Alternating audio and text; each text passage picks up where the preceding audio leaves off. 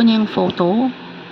And then, kung napapansin nila, may mga butas. So, we can contour. Check lang natin. I-click mo lang dyan. No? And then, apply. And then, for that, we can do offset para mas maging okay ang ating kalabasan. Usually, I use this 0.003. And then, after offset, drag ko lang to highlight them both, attach, and then flatten. Okay?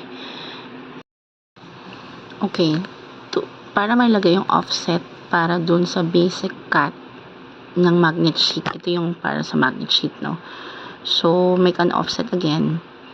Usually, dito nagli-leave ako ng kaunting space. 0.02 yung ginamit ko. And then, apply. To change the color, just click this one sa tabi ng print and cut to white. Tapos, yung background color dito sa baba. Para lang makita natin. Okay. So, as you can see, mayroon kaunting white doon. Okay. So, ayan na siya. Ito na yung para dun sa magnet sheet natin. Ito na yung para dun sa print and cut. So, for the sticker, itong colored picture. And for the magnet sheet, ito. Dapat basic cut siya. Okay. Change to basic cut. Ganun lang. So, pwede na nating i-hide. Then, proceed to print and cut.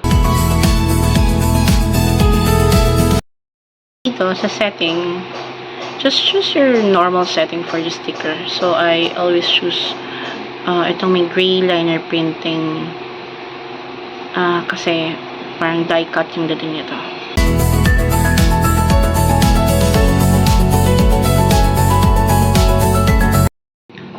So, now we're here para sa basic cut ng ating ref magnet. So, dito sa part na to, magnet sheet mismo yung ikakat natin using the offset that we have made kanina. Okay? So, ito lang siya.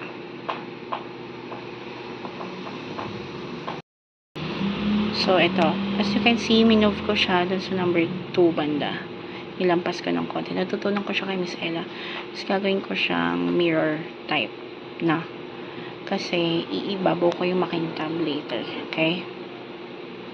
You can ready the magnet sheet po para okay.